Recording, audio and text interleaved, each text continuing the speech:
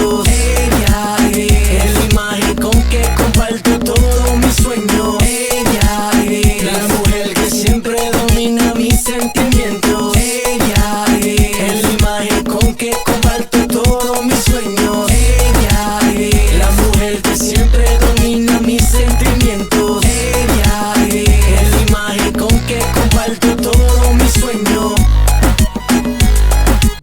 Hey man, welcome back everybody to KF&JF podcast. We've been on the move, man. I tell you, we can't even keep up with our tennis shoes. We've been changing them so much, moving around the community, man. I'm so happy to have you guys come back to the show today. And you know what I want to tell you guys? Thank you. Thank you for subscribing. Thank you for coming out and being a part of the pop-up tents and enjoying all the different activities in our community. Today, we got a guy on our show that is a upcoming gentleman that is just out there doing the business. And we are so proud of him for what he's doing out there. And I can't wait to get into the conversation with him. But first, you know how we do the show. We have a co-host and we got to get him his showtime. Greetings. My name is Razak. I am the CEO and founder of United Minority Business Ventures. My purpose is to help small businesses grow. This means I will assist with the creative process and maintenance of your business. The method to achieve results is simply building a deeper relationship with your customers. I do this by forming opportunities to communicate and collaborate with your followers, subscribers, and other business owners. By using a wide range of networking tools, we will have an understanding for building your business profile, what type of social media marketing fits your productivity and your availability, and building your financial profile, branding your services, product, or merchandise. Together, we may also determine what type of license is needed to operate your business. And does your budget permit the ownership of your own domain or buying into pre-existing sites that host your page? I like to drive traffic by managing your website. This allows me to work with you to select posts that create subscriptions, comments, and likes. I also assist by generating comments on other individual business sites or a page that create a dialogue of conversation directed towards your page. I also assist with the creation of the content on your media site. This will be a collaboration of ideas which will reflect on your brand, your work ethics, and the community's need to know what you have to offer them to bring a better quality of comfort to their lives and lifestyle. I can also assist with the writing of content, directing your videos, the editing process, and publishing them on various sites for marketing purposes, advertising, and promotional value. You know, as I say many times, ladies and gentlemen, we like to thank Razak for all of the things that he's doing out there to help build these businesses, give them what they need to uplift their websites, their communications, and different things like that to make sure they can succeed in their goal. And we do appreciate that and thank him for that. But as you know, this podcast is about stories. It's about those entrepreneurs that are out there that are striving to do their best. And today, this gentleman will introduce himself to you. Go for it. Yo, what's going on, guys? We got Smokey Steve here. I'm the owner of Smokey Steve'S Smokehouse, located right here in Riverside, California. Born and raised in our hometown. We really enjoy giving back to our community and showing them some quality barbecue.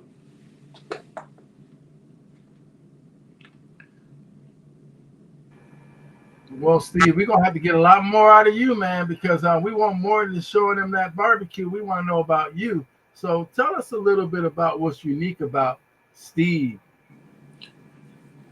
Man, I'm a family man. I'm just out here trying to make it for me and my family, make a name for us.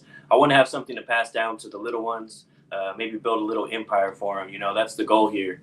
So me personally, I'm from Riverside, California, born and raised. 34 years old now. I've always been in Riverside, and I've just always been an enthusiast of barbecue. So growing up, I always loved barbecue. Every barbecue is different. No barbecue is going to be the same. So one thing is I really, really, really got tired of some dry barbecue. And I just got into the barbecue game, and my brother actually is the one who pushed me to start selling my barbecue. I always thought it was kind of not a joke, but just I didn't really think anyone was going to show up and buy my food. But man, I had my first pop up, and sure enough, it just started taking off. Man, people were excited to ask me when the next time I was going to cook. How can they get food more often? I still work a full-time job, so my goal is to make this a full-time job for me and my family. But until then, yeah, man, we just got to strive and take it day by day and keep on growing this company, this name. It's going to go far. Mark my words. Well, I know you're already going far, man. You're getting out there. You know, I've been watching you on Instagram and seeing your progression as a business guy. I love to see that. So let me talk a little bit about your background. You know, where you're from and some of the things about you that brings this type of barbecue style or just your idea of cooking. Well, let me see here. So me personally, like I said, born in Riverside, half Italian, and so forth. And my barbecue, my mom's from Missouri. So my mom's from St. Louis, Missouri. So a lot of the recipe does come from St. Louis, Missouri. And then I put my own twist on it over here in California. So other than that, I mean, I grew up riding dirt bikes, having fun, mowing yards. I had a lawn route when I was 13. I actually grew up with a single mom.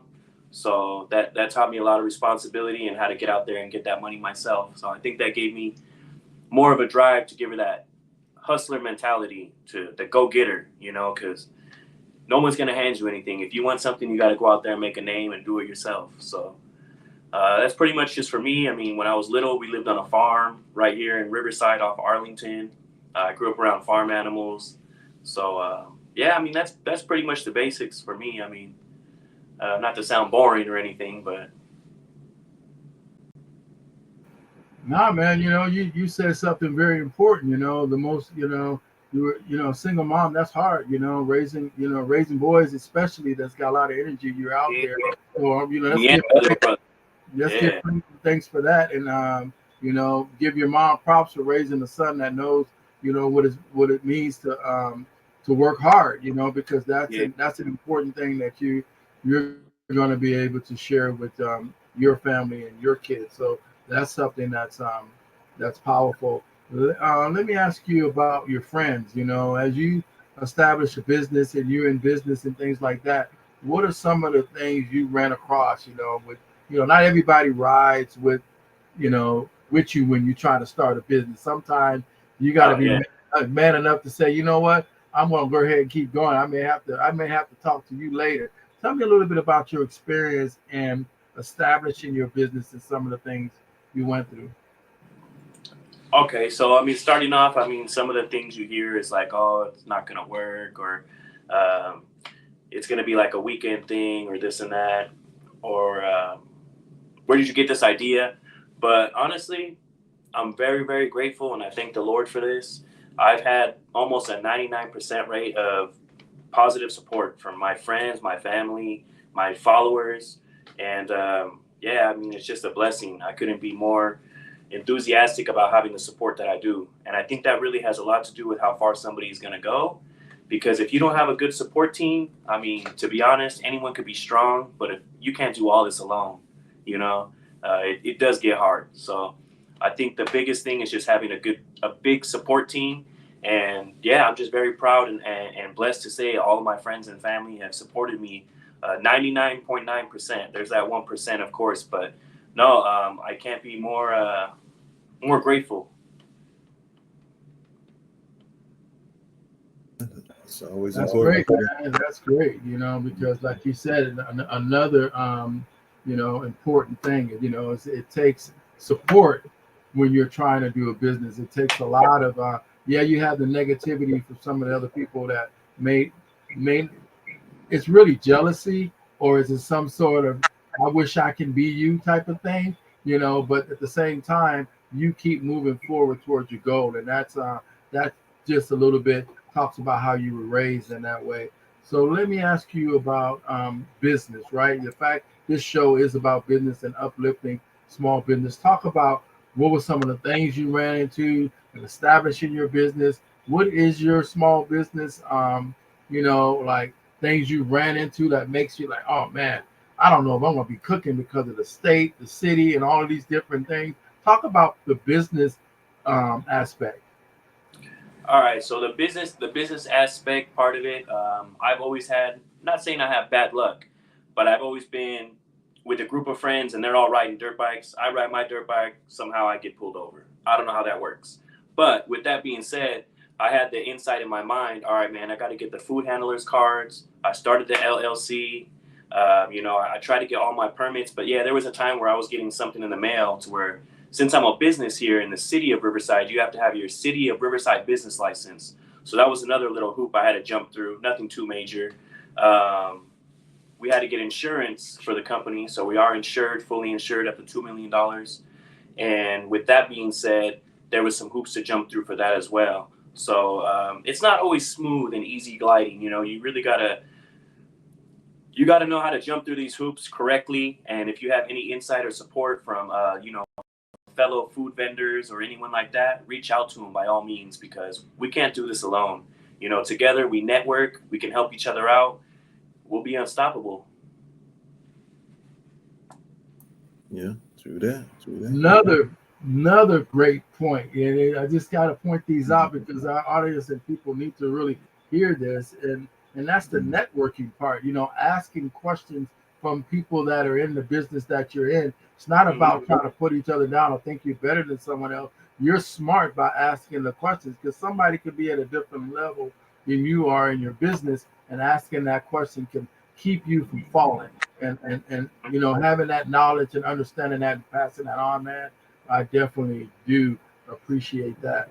Let me ask you about your, you know, the food, right? So, what is one of the things you like? What are some of the dishes that you say, you know what, this is mine, man? I created this flavor, this whole thing. I'm pushing this. I know we pushing other stuff, but I like this. So, talk about the food that you like in your on your menu. All right, so my go-to and something I can stand by. Everything's really good, don't get me wrong, but any day of the week is my ribs. The ribs are my specialty. Pork ribs, I do beef ribs also, but my pork ribs, I get them to just fall off the bone. It's pretty much one of the things I'm known for is my ribs. My tri-tip is really good too, but if I had to choose, I would go with my ribs. My wife's cornbread, if you guys haven't tried that yet, that's a game changer. So for anyone who doesn't like cornbread, because I've got this so many times, people are like, "Oh, cornbread's usually dry." Nope, you haven't tried my wife's. So her cornbread is really delicious. The same with her mac and cheese. So of all the things we do create and make, I would figure I would make a plate for myself. It would be a few ribs, some mac and cheese, and some cornbread, and potato salad. But yeah, definitely go to on the ribs. And we started making loaded potatoes. That was actually sold out on the second day of the International Food Festival on Sunday when we were down there. So yeah, it was a big hit. But my go to would probably, yeah, it'd be the ribs. Hey man, you don't even sound like you from California. You are talking from the back east, man. Macaroni and cheese, that my cornbread. I want that's Soul my food, deal. soul food. Yeah, Food. I like that. I like that. I'm gonna I pass like it good over food. to Yeah, I'm trying to open my horizon up too and keep adding stuff in there, man. and that's great, man. I'm gonna pass it to Razak. I'm sure he likes that soul food too, as long as it ain't Man. what, but he'll tell you. Go for it, Razak. uh, okay, so you've been traveling around all these different places and gaining experience and learning different things as you progress in your business. What would you say is the most important aspect of running a successful business? There's a couple aspects, but it's gonna be three. So it's customer service, quality, and then just the last one is just the ownership. The ownership has to be there. But let's just go with customer service and quality. If you don't have the customer service or the quality, you could have one or the other. You could have the best customer service, but the quality of the food's not there. That's gonna hurt you. Okay. Now if you have the opposite of that, that's gonna hurt you as well. You got to get both. It's not always easy. You got to find the right people, train the staff correctly. Got to make sure that they're maintaining the standard of food, how you make it. Because that's one thing that's going to be stressful for me is when I do start expanding and I have to hire someone for the kitchen. Now I have to entrust everything that I do to make my food this name of everything's backwards. This name, then I have to. It's going to be hard, but eventually we'll get there. Right.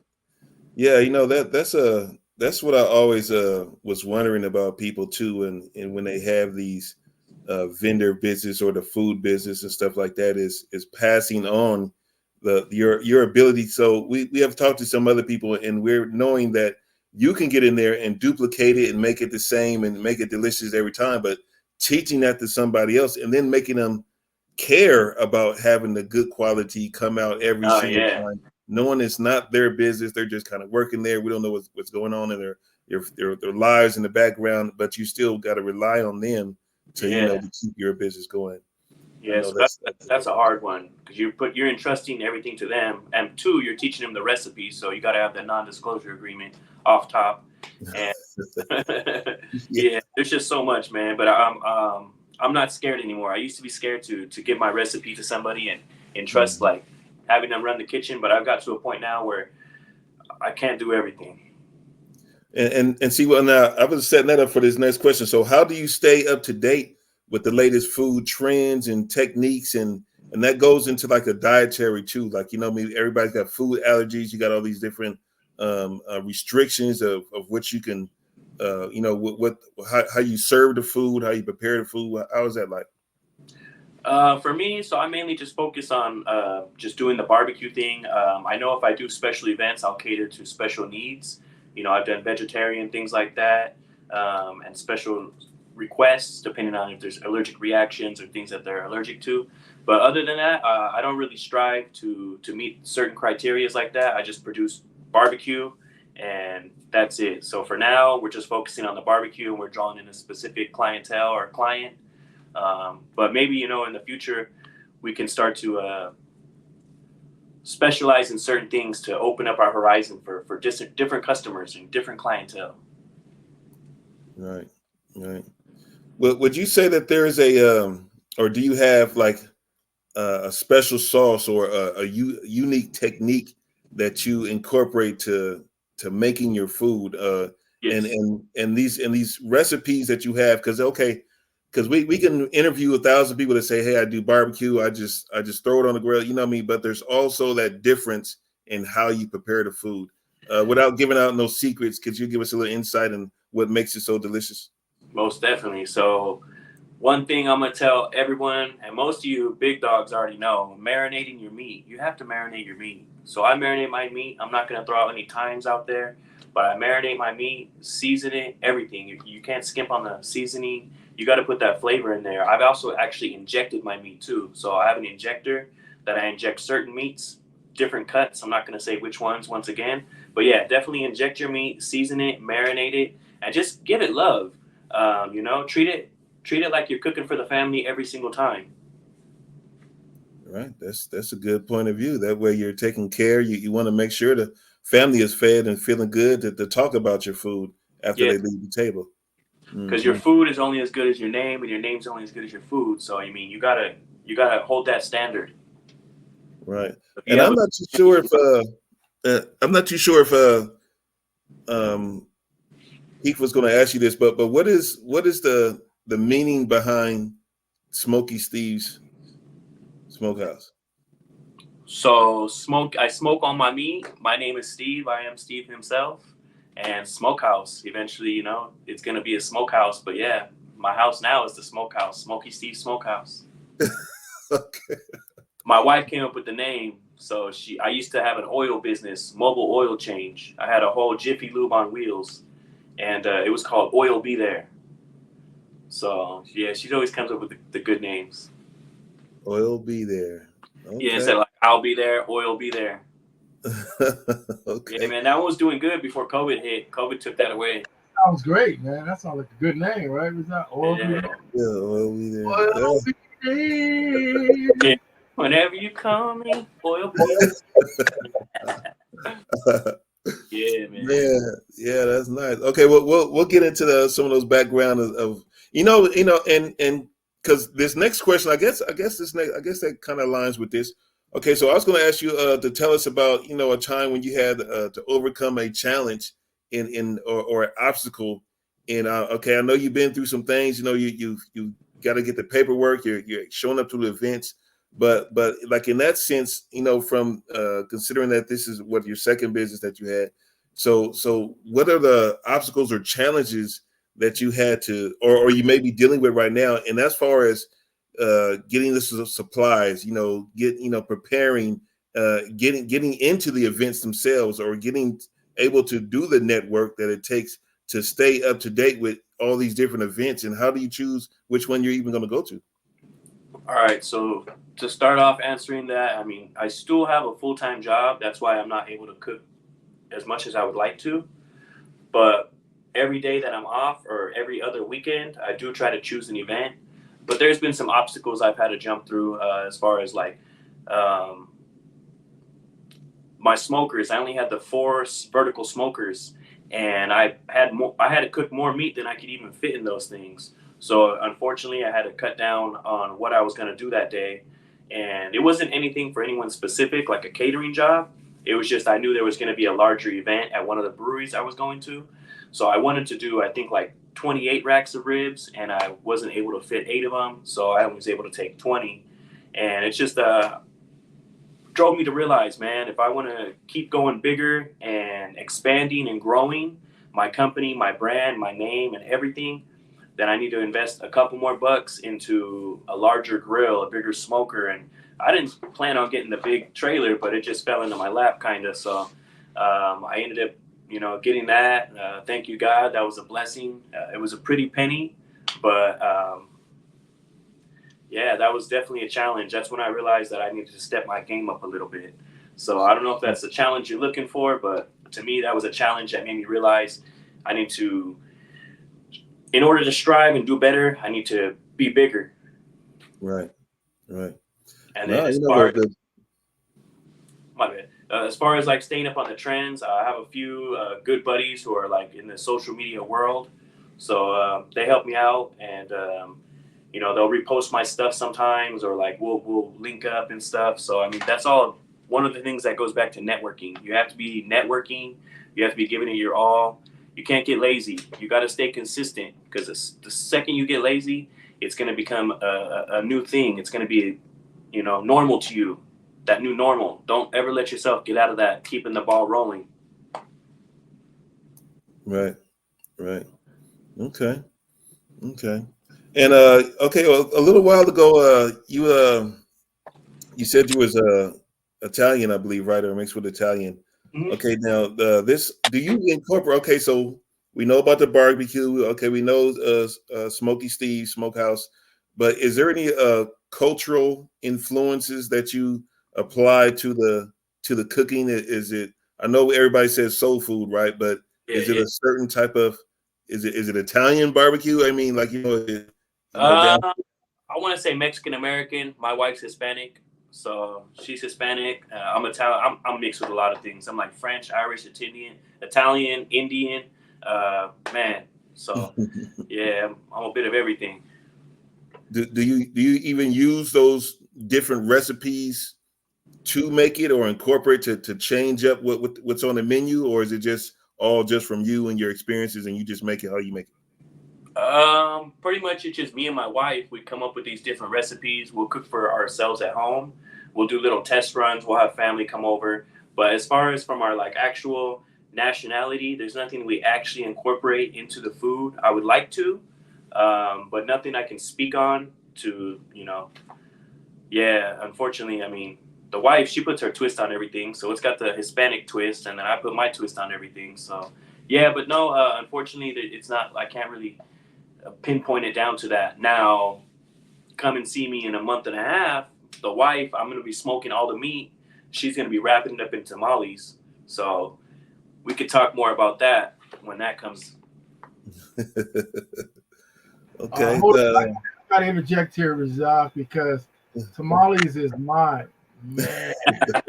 You gotta know if you make tamale. I don't care. I'll pull off the side of the road. Everywhere Man, I yeah. go, I'll get me some tamales. Matter of fact, I'm trying to learn how to make some tamales for this winter season. I'm gonna give it a shot myself. But man, Yeah, tamales. my niece will come down from East LA, and then my mother-in-law, my wife, and everyone, they'll get together, man.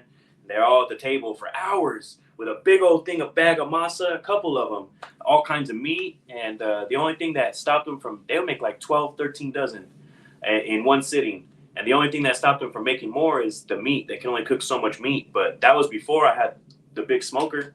So it's game over now. We heard that. You getting ready. Barbecue style tamales. I don't think I heard of that. Mm-hmm. Yeah, because like a lot of them, they can use the pulled pork, the pork shoulder. So imagine if it had just a light smoky flavor to it. I got to test it out too. I don't want it to be weird. So yeah, we'll have to see. I heard that. Can you share with us a food related project that you have going right now, or business related project that you have going on right now, or that you intend to? Yeah. So right now, as far as our next event, it's going to be Planes and Treats right here at the Riverside Airport Cafe, located off of Arlington and Van Buren, nearest cross streets. Yeah, we'll be there from 4 o'clock until 9 p.m. So they're going to be giving out candy to all the youngins. Multiple food vendors, different local vendors selling like items, crafts, and things like that. Yeah, so we'll be there. Come down and check us out. We'll be super excited to serve you guys. It's in tune with the Riverside City of Riverside's like sponsoring as well. So it's supposed to be a really big event. After that, we have a trunk or treat for it's like a school of some sort. So other than that, I'll be MIA for 3 weeks of November. I actually go and I'm a foreman for the malls. I do all the Christmas stuff in the malls with my team. So yeah, I stay pretty busy. Oh, so you go in there and set up all that Christmas stuff when we go into the malls and all that stuff that's all over the place? Yeah, we're the elves that set it up overnight, Santa's helpers. Okay. Yeah, it's pretty cool. For sure, man. We got some questions for you. Oh man, that sounds great. That you still some of those things that you're talking about doing is still community based, right? They're for all the kids. They're for everybody. Yeah. That, your business is kind of community based. It's for everybody. It's trying to so you get a lot of different people looking at you and seeing what you're doing. So the customer service part about business, as well as just in general, just dealing with everyday people. So when you were talking about trust, I was thinking, man, that must be something really hard in the food business. But you said you've even gotten over that to be able to say, what, I'm willing to show you what I'm willing to do. But talk about the trust, because I know it's you and your wife, but you got to trust information. You got to trust people when you're dealing in business. You got to trust, all your bills. You got to trust your income. Talk about trust and how you find that to be an important attribute for business, and then also in applying it to other people. Yeah, trust is everything. If you don't have trust in your business, trust in yourself, trust in anything, I mean, you're not going to get very far. And I'm not telling you to go out there and trust every person and everything they say. Definitely don't do that. But in order to succeed, to grow, and venture out, unfortunately, it does require trust. So you're going to have to, if you have trust issues, you're going to have to overcome those if you want to be successful in this business industry. I mean, I'm very, very far out, just starting. It's the beginning for me still. So this is just what I can speak on personally. I may be wrong, but I think trust is a big avenue. If you don't have the trust, you're not able to trust anyone, how are you ever going to do anything or expand without doing it all yourself? You're going to end up running yourself into the ground. Right. Yeah, you're right. Yeah, you're right about that. You do gotta let loose a little bit, and so it kind of goes right into my next question. It's about when you trust and you do all of these things. Have you had an issue with like a vending event you went to, you prepared for, you did all this work, and either one, you didn't sell what you thought you were going to sell, or two, when you got there, you had a defining moment where you burnt something or something, you know, didn't turn out the way it was when you left the house, and now you get there, you're like, man, I forgot something. Talk about those type of experiences, especially when you're going out to a pop-up. Yeah, so I've been to an event where it was just at a brewery, local one. I forgot the serving spoons. I'm like, oh no. Luckily, he had some brand new ones in there he let me use. So that was a big uh-oh. And then, let me see. I remember when I went to a brewery in Redlands, my first time going there. We shot a great video there and everything, good promo video for the company. And man, I brought too much food. I ended up coming back with 4 or 5 racks of ribs, almost a whole tri-tip. And I just went ahead and stopped by my work and fed all my people, and now they're addicted. Man. Yeah, but yeah, there's been some times like that where I didn't sell out. There's been times where I've sold out too fast, and I'm like, dang, if I would just brought like another 10 racks of ribs. But the only thing about barbecue is you can't. It's not a hamburger. I can't just throw it on the grill and you're gonna have it in 5-10 minutes. Unfortunately, that's the unfortunate part of barbecue, but fortunate. That's why it costs what it costs, and the quality is what it is. Because all the extra love and everything that goes into it, I could throw them on the barbecue, but it's not going to be Smokey Steve quality, you know?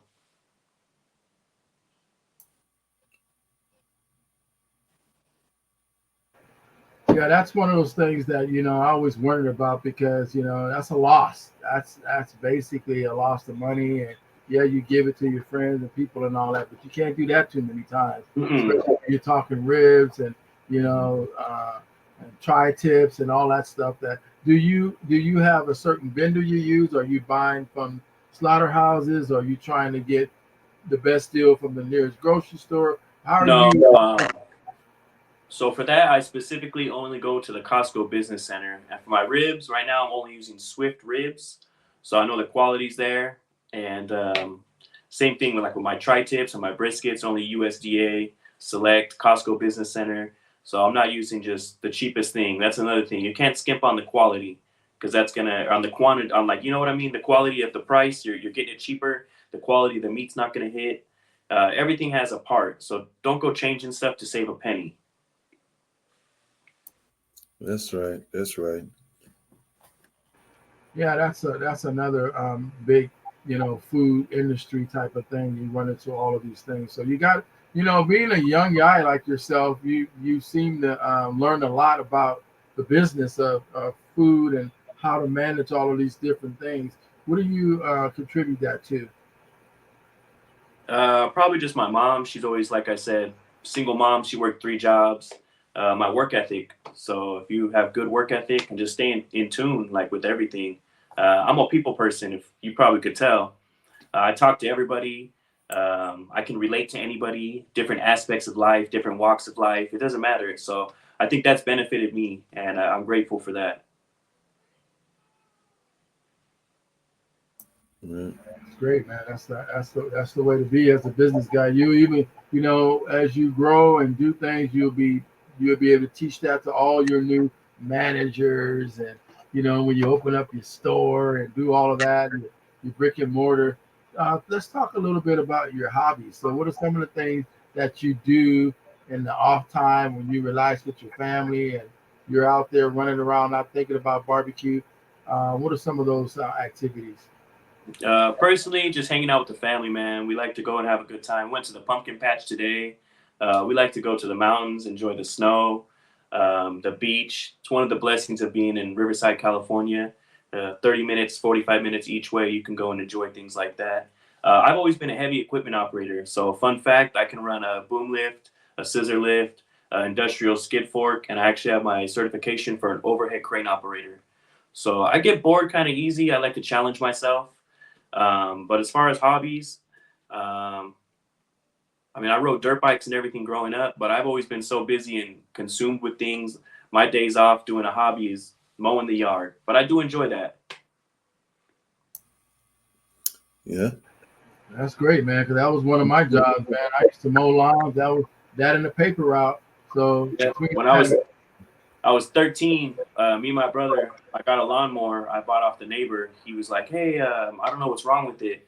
If you can fix it, give me whatever's in your pocket." All right, I have $5. I gave it to him. I seen it was just a gas line. It had a small crack in it. So, I mean, I grabbed a pair of cutters, cut it, and reattached it where it was not leaking anymore. And yeah, that was my first piece of machinery. And I started mowing yards with my little brother. And we had a contract, well, not a contract, but I had a yard I would do. And the guy was like a music producer, because I remember one time he had his headphones on. And we came up in the yard with the lawnmower and the weed eater. And just got off school. We get off school, run home, get the stuff, go over there, go to work, man. We were trying to save up to get a PlayStation. And yeah, I remember he was like a big time producer now that I think about it, because he had like his weapons permit and everything. And he was like, he almost pulled his gun out on us. We scared the heck out of him. But yeah, he had like a whole recording studio in the back that was just, man, now that I think back on it, there was some big people that went over there. That's the part about, again, getting out and, meeting people and not being scared about that. You never know who you're going to meet. The same thing for us on this podcast. And when we're out and about, we never know who we're going to meet. And some of these people have, they know this person or that person. So it can get pretty crazy. So let me ask you about this, since you were talking about your youth a little bit. I'd like to ask you about role models and things like that, because most of the kids that are coming out of school, they got the rapper, they're looking at things, a little bit different. And I know all kids have some other idol basketball guy that they look up to. Who was your role model, and what was some of the ones that you find to be, what you want to have in your life and your kids as you move in business? I don't know. It might sound weird, but I never really had like a picture on the wall of like a basketball player, anyone that like a wrestler. I don't know why. I thought, I don't know. My mom was always kind of like my hero for sure, but yeah, I never had. I mean, I would see people doing good in life, and I knew that's what I wanted. But yeah, I never had like a mentor or like a, yeah. I can't answer that one. I'm sorry.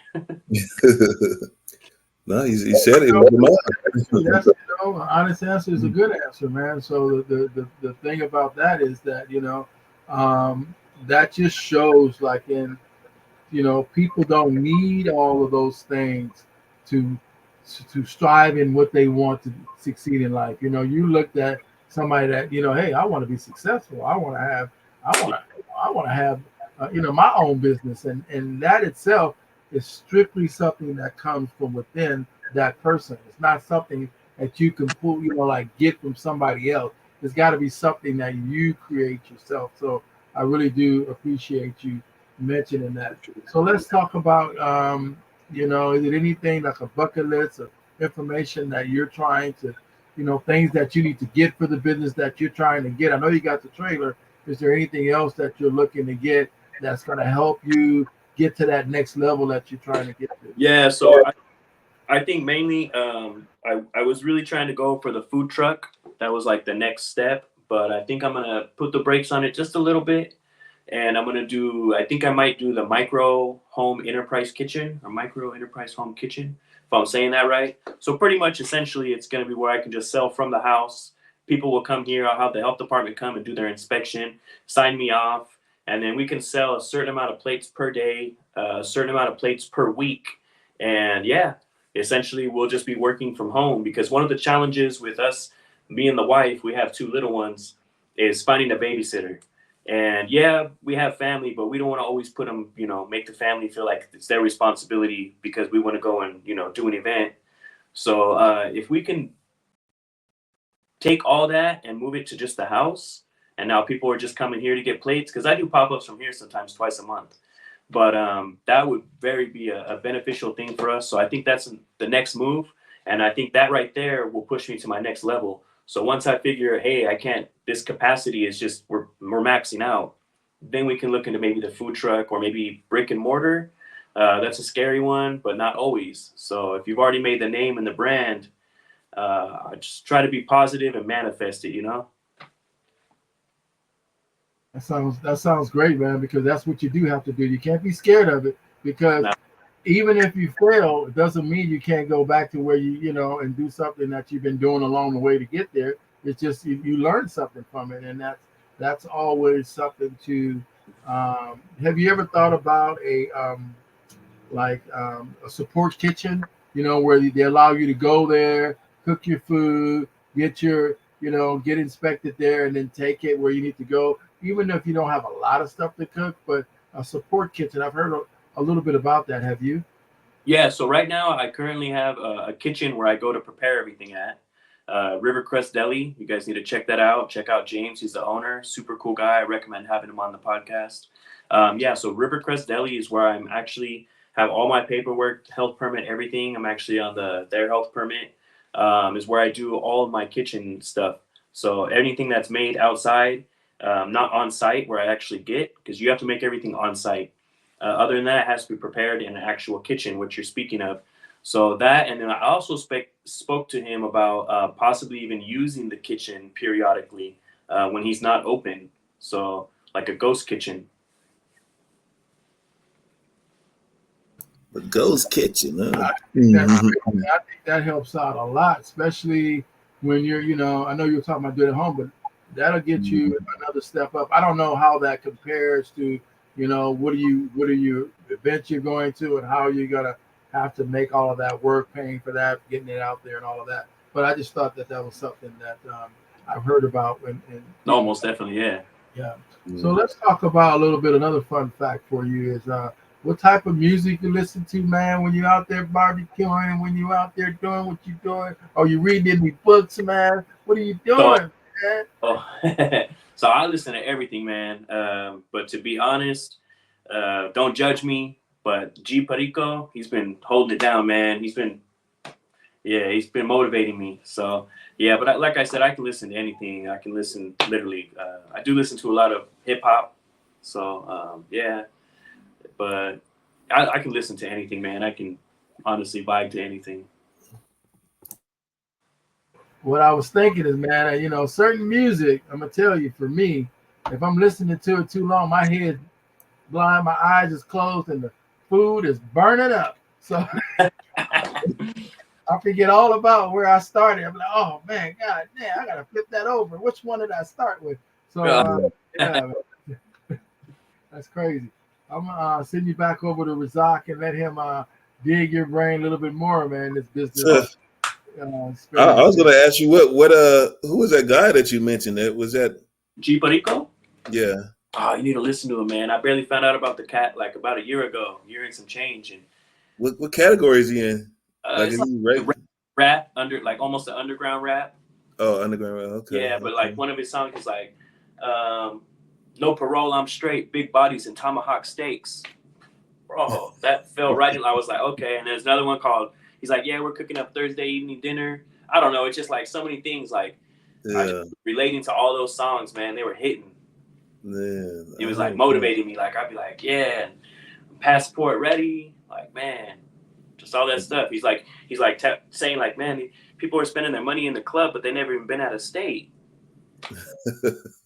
I don't know. It's pretty cool. Okay. I get it. That's reality rap right there. If you spend in the club and you never had a steak, what are you doing all day? You know what I mean? Yeah, man. So that's good. That's good. We got rap artists over here, man. We got one at the top up there named Razak, the rapper. That's right. Over here, I'm just a loveologist, so I try to. Man. All right. All right. I know you just mentioned the ghost kitchen, but is there any other food related collaborations that you have in the works or partnerships that you maintain the business or assist you as you get out there and do these events? Yeah, my wife for sure, of course, and then my little brother helps me out when he can. He runs his own detailing business, and then another one though is my buddy, What's Up Riverside, Andrew. Like I said, he's big in the social media world, so he's helped me get on the map quite a bit. And not only that, he's actually got down and dirty and cooked right there with me, and ran the cash register. So definitely shout out to all you guys. Appreciate that. All right. All right. Yeah, yeah, you could do a whole bunch of shameless plugs for all your people right here. You I said your wife has a business too. What was that? You said your wife had a business too. No, my little brother. He has a Oh, your detailing little business. brother. Yeah, he Okay. details all the cars. And then another thing, I've actually started helping like small businesses in my area as well. From what I've learned from quite a few people and how I see that like the influencers are able to make an impact on my business and how it actually puts me on the map. Well, I've learned a little bit of editing and I've actually started doing reviews and promotional videos for businesses as well. Well, okay. Well, let's see that's a question I was going to come up. Maybe we can dive into that a little bit more further. Yeah. As how okay, so the question is addressed. You mentioned some things right now, but let's go a little bit further and say, how would you say that in your community, how can they uplift each other and assist each other for other business entrepreneurs or athletes or whatever they may be getting into? Now you mentioned some things, but can we go into more little depth of and maybe to the people in the audience of people who are listening of how they can assist in the entrepreneurs in their community too? As far as the businesses or the content creators or Yes. okay, yeah. So being like a content creator, I realized, like I said, this business hasn't even been in business for a whole year. We've only been in business since March, and I don't even think I got the LLC until April or May. So long story short, yeah, it just the influencers and the networking, the social media, all that stuff, it plays a huge part because you have them come and make a video. The people see the video, it's getting shared, likes. That plays a big part. Without that, I've had really good restaurants that I've gone to that no one's even known about because they're just in a corner somewhere and no one ever mentioned them or shouted them out, or maybe they didn't have a budget. I don't have a budget for promoting and things like that. I do it all myself, but I do have help from people that do help me out, and I do appreciate that. But as far as the marketing budget and all that stuff, I don't have one, so I can understand what it's like to not have one.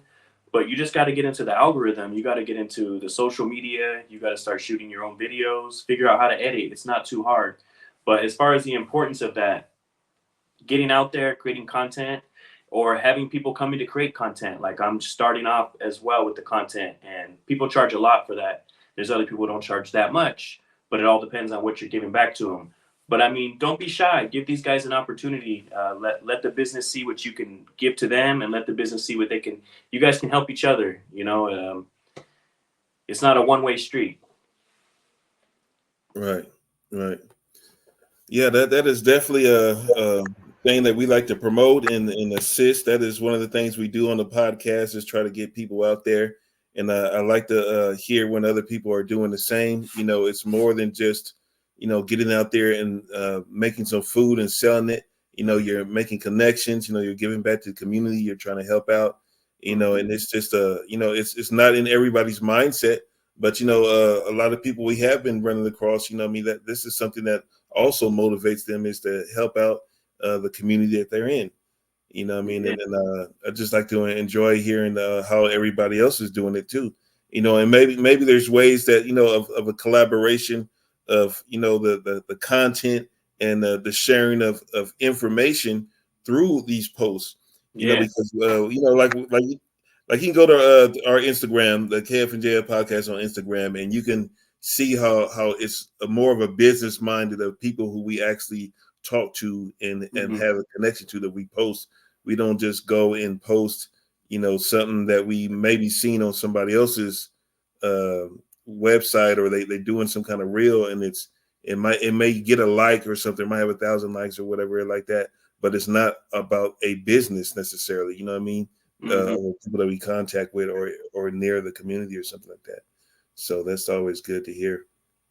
Yeah. Okay, so For like being a part of the community, like we it's really cool because me and my wife both went to Poly High School right up the street, and we were able to cook for the football team, and we gave 10% back of all of our earnings as our way to kick back, to the school, and our appreciation for letting us come there and cook. So that was pretty cool, and I think it was most importantly, a big thing to me and the wife because we both went there. So I mean, who would have thought years later we're there cooking for the football players? Like, that was pretty cool. Yeah, that's always a plus. I know it's a good feeling to, because, sometimes we ask about, like charitable, work and things that people do because, like you had mentioned before, sometimes you go there cooking a certain amount of food and you don't sell it, and how do you, get rid of it, or do you try to freeze it over and give it a discounted price like some kind of supermarket may do or something? You know what I mean? So that's always good. Yeah, to have a place to go in and give back, like you said, to your workers, to people that you work with. All right, we'll be right back with Steve. Steve is coming out with the Smoking Steve Smokehouse. Y'all know what's happening. He finna smoke it up. You better get ready. Taste that tender meat. All right, we'll be right back. Let's check and look at some of that great food that he has. Let's look at it right now.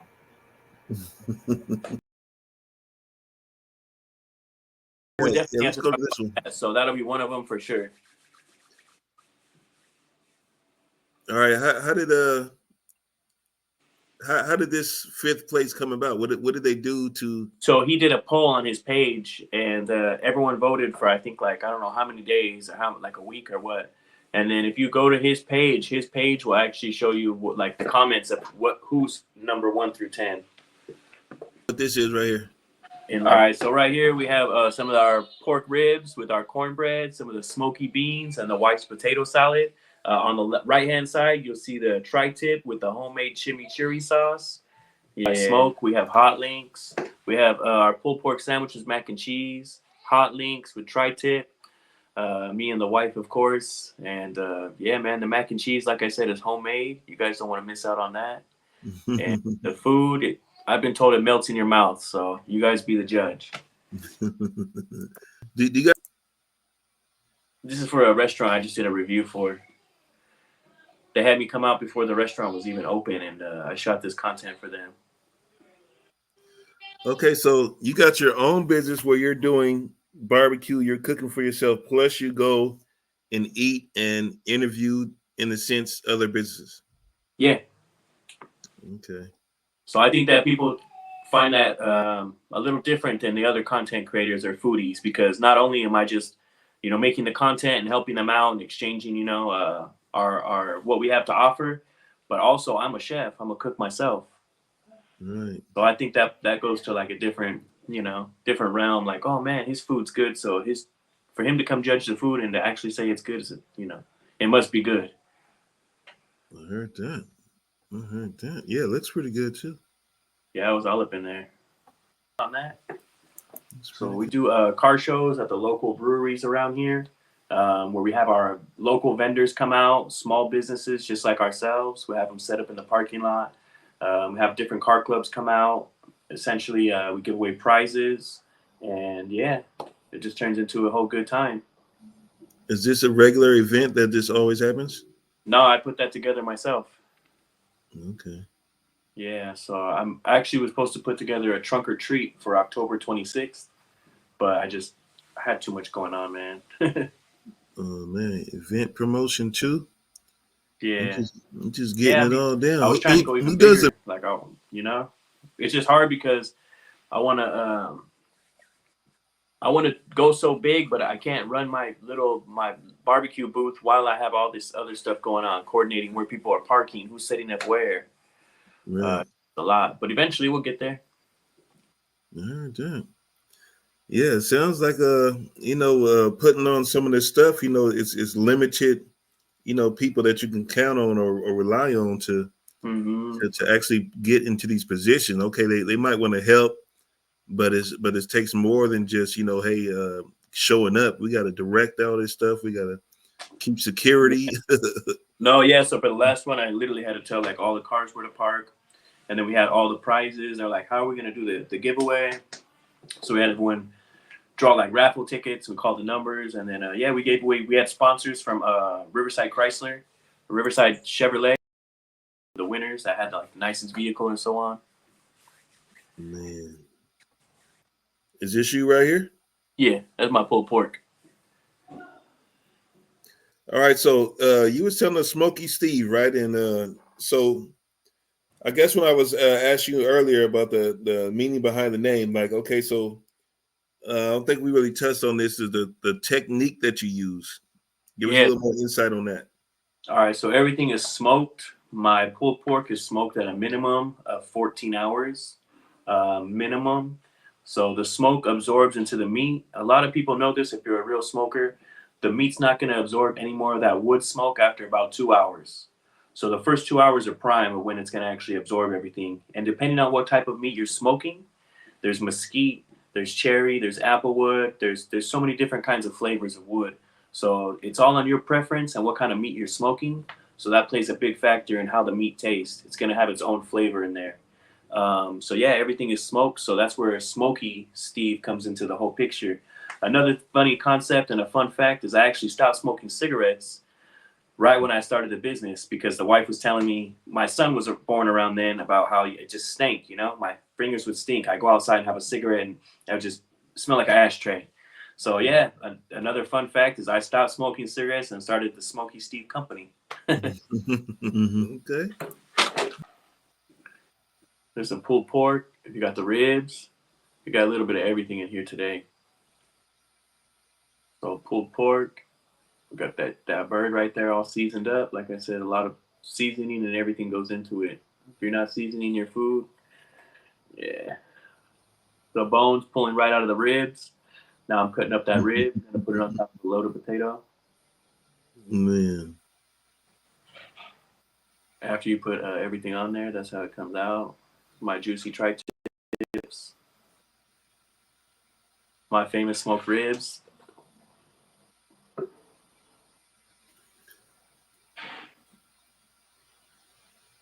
Our pulled pork nachos, always a hit. Always a hit. Hey, everybody. I know your lips was just melting in your mouth because the food was so good. It looked so good.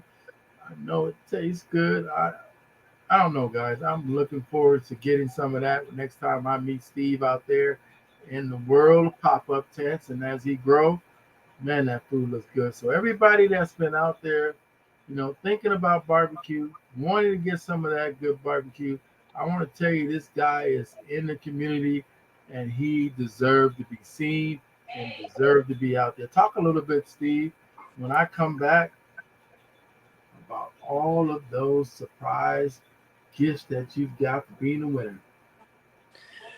Man, as soon as you come down here and see us next week, I got something special for you. I got a plate with your name on it. Barbecue ribs, tri-tip, mac and cheese, and some barbecue baked beans. Don't forget the cornbread. You're going to be in for a treat. So definitely come down here and check this out. Support this small local family business. And we look forward. We can't wait to serve you guys. Thank you. And you definitely, you definitely got some good food. I mean, it all looked good. And I know everybody that's seen it, and it's just mouth watering. So let me ask you, man, what are you doing for life lesson? What's your big life lesson, man? That you're a young cat, you out there. What's a life lesson that you've come across so far in your life? The best and the biggest life lesson is just to give God power and let Him take charge. That's the biggest one for me. Okay. That makes sense, man. All things are possible with God. That's one of the greatest things about. I wouldn't be right here right now if it wasn't for Him. Believe me. Right. So when you know that everything is possible with God, that's part of your life lesson. So what's your legacy then? What are some of the things that, how you see legacy as you grow this business? Just the legacy that I would like to leave behind is always being just a caring, genuine, go-to guy, stand-up guy. That's the legacy I would like to leave behind. And as far as the name, I would like to grow the name and the brand legacy as well, so it could even be more of a legacy. But as far as just me, Steve, the legacy I would like to leave behind though is just being a stand-up guy, honest and a family man. And you know, brother, that's one of the best men to be and the best legacy to leave for your kids because they will carry that on and on and on because they Yeah. know what they know what dad's all about. I have a question about something you talked about earlier. Can you talk about the car show a little bit? Tell me a little bit about, do you know the people with these cars, or do you have a classic car, or what's the the thing about the classic cars? Well, I figure barbecue is one thing, food in general, but barbecue brings everyone together. So if you can get some really good barbecue, some awesome cars, lowriders, muscle cars, tuners, it doesn't matter. Everyone loves their own vehicle and have their own style of vehicles, and I like them all. So I figured it'd be a good way to get everyone together so we can enjoy the scenery. We have something to look at, people have something to talk about. Plus, you're throwing food in there, and we had it at a local brewery. So now people have, if they want to drink, they can consume some beverages on their day off or whatever the case may be, enjoy some time with the family. I mean, I love IPA, so it was always a win-win for me. Yeah, I do too, man. I like that. I like the beer. So it's a lot going on with you, man. You're doing a lot of good things out there in the community as far as bringing people together, as bringing, like you say, food is a big part of that. It's always one of those things that bridges gaps and all of that, because of food. It's one of those things that I love to be able to communicate behind. I can hand you something, but then I can conversate with you as well. Do you use a special type of equipment that's like one of those things that people are getting special types of grills, they're getting these new styles of grills and things like that? Have you ever thought about how the new age barbecues is being created? Is it something that equipment you want to get?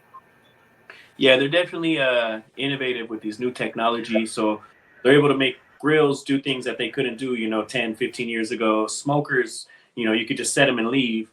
It takes a lot of the work out of it, but I don't know if it's ever going to have that same authentic wood smoke taste. Like, I don't know, I enjoy doing it. It's a passion. Tending to the food the whole time, checking it, spraying it down, checking the temperature, feeding the fire, controlling the fire. It all plays a part and a factor in it. I think that's one of the things I do enjoy because, like I said, anyone could just throw some stuff on the grill. But when you're having all these different steps and factors, it's almost like a habit. It becomes a habit. And when you come out of that habit, it seems weird. Like, hey, now this is the way I cook it. So maybe I'm not gonna put him down, but I would like to see what they can do. But for me, I'm gonna stick to my regular old school methods. Keep the OG style, huh? Yeah. So yeah, I mean, it may be easier, but the end result. hmm I think that's cool, man, because that's kind of an OG way of cooking barbecue. If you can realize that when back in the day they didn't have all that stuff, and that stuff was fire, man. There's smoke going all over the Mm-hmm. place. People, and the thing about a good cook is, putting love into the food, right? It's because Yeah. you taking the time, like you said, to flip it over, flip it Every back, single. to spray it Yeah. down, little look and say, oh no, I'm gonna put one little block of wood on there, add a little bit more smoke. All of Mm-hmm. those things is what create not only good food, but that's the passionate things that you're doing, and people don't. A lot of people don't appreciate that, but when they see it being done live, like when you're at these pop-up tents and they see you moving around and got your towel Yeah. over your shoulder, you're Yeah. doing that. They know you putting love in the food, man. I think that Yeah. that's a powerful thing about barbecue, and that a lot of people don't know about. So, do you get a lot of that from just watching others, or it's just like, this is what I got to do? It's what I got to do, of course, but at the same time, I mean, I've had insight from others as well. I've talked to a few other pit masters, actual pit masters. I don't call myself a pit master, not quite yet. One day, but others may, but I don't call myself one yet. But yeah, I've learned from quite a few others, and they're always happy to share, the insight and different techniques, and that really means a lot. But it's been a lot of trial and error as well. So I've a lot of trial and error. I've been doing this for over 8 years, smoking meat, and yeah, this last year is when I finally got the push from my brother to go ahead and just pull the trigger and, you know, make a name, make a brand, make a logo, do pop-ups, and yeah, it's just been going great. So Wow. What do you consider a pit master? What is something that you know bring you to the next level in becoming a pit master? Is it certain tools, or is it just awareness of your food, or it's just time, time in the business? just the time and the skill, and then I just feel like you don't ever want to call yourself a pit master. Like if someone else wants to give you that account, like that credit, by all means, you know, then, but to call yourself one, it just seems a little cocky.